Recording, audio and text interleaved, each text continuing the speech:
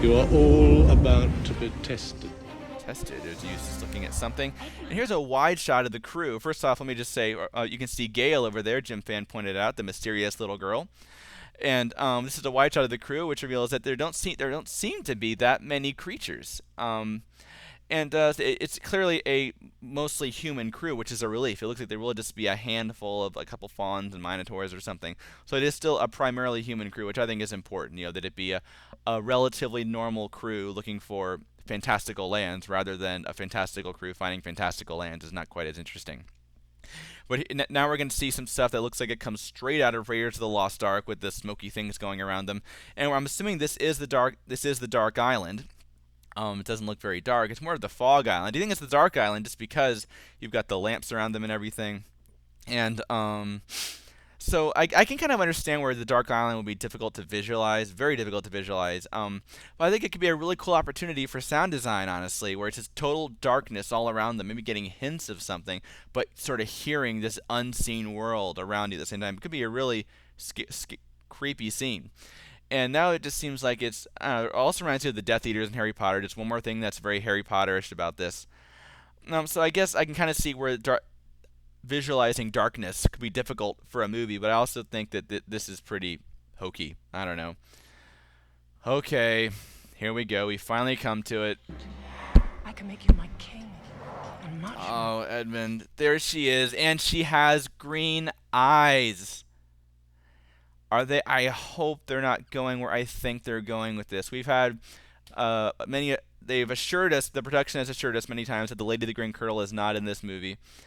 But are they maybe not in this movie, but are they setting up the White Witch to be the Lady of the Green Kirtle in the Silver Chair? Ah!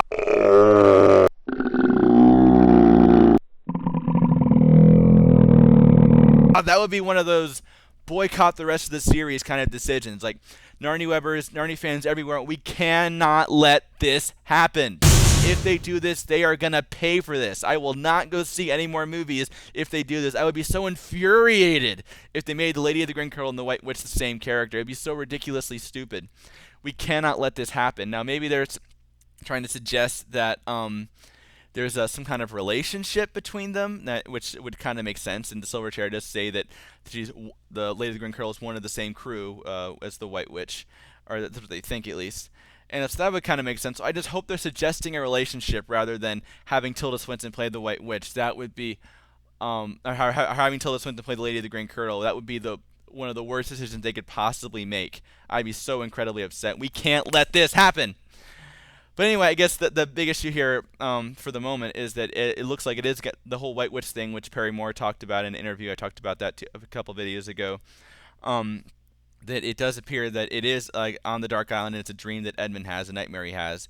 And I can't believe this just because 2 videos ago I said, but the most popular theory at this point seems to be that it's maybe Edmund's nightmare when they're on the Dark Island. Which I don't think would make sense. They wouldn't do that because it totally wouldn't make sense for Edmund's character. It's a really powerful character moment at the end of Prince Caspian when he shatters the witch and sort of the completion of an arc for him. He stabs her back sort of and overcomes that fear, and he's not taken in by her magic, even though Peter is, because he's seen it before and he's overcome it. And Jim Fan, I was talking to her, and some people will make the argument, oh, you never really get past something like that. It's just a part of his life. I guess you could kind of say that. To me, either way, however you look at it, it just seems like beating a dead horse. Okay, the White Witch was the villain in the first movie, and then we found a way to squeeze her into to Prince Caspian. Now we're going to find a way to squeeze her into this one.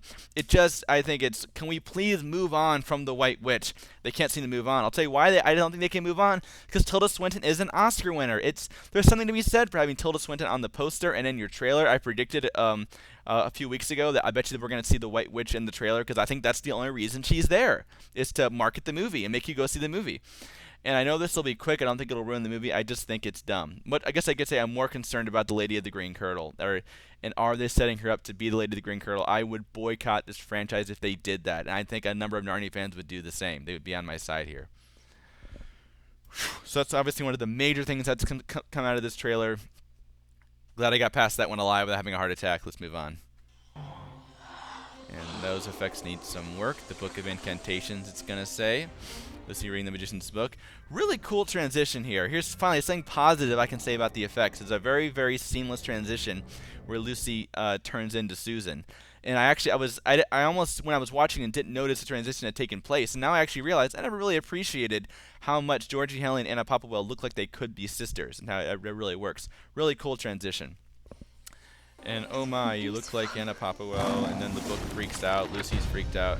And here is another gimmicky thing, maybe a 3D gimmicky thing, but more just the magic gimmicky thing, where I don't like this whole, look at how magical this place is. You know, it's like, just do the story and the magic will be there in the background. Obviously, the whole idea behind the Magician's book is that there's a lot of other spells, of course, and I guess you could say for that scene the whole point is the magic. The reason behind the magic, I think, though, is to really give you the sense that, oh, there are other spells. Lucy's just looking for one, you know, and it gives the world a sense of depth that we're not seeing everything in this world. We're just seeing the stuff that's relevant to the story.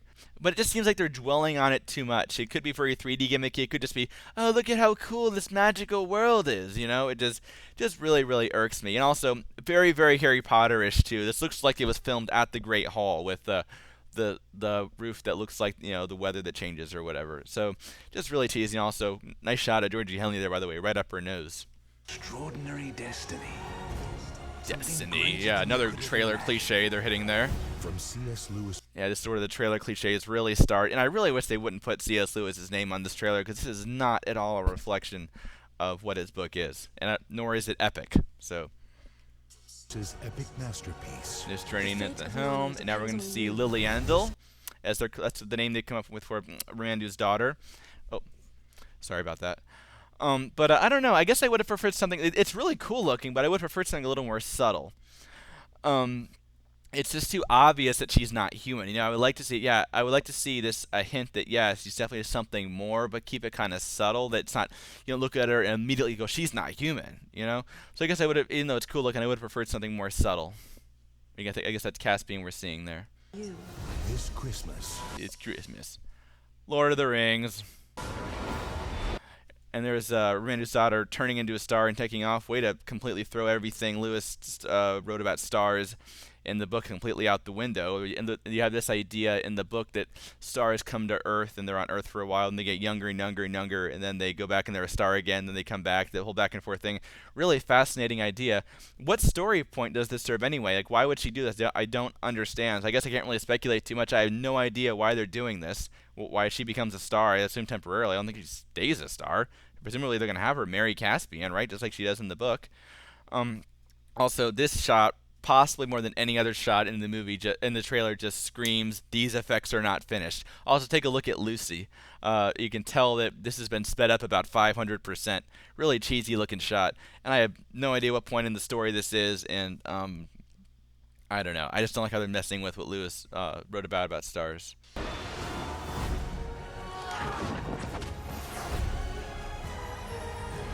This place just gets weirder and weirder.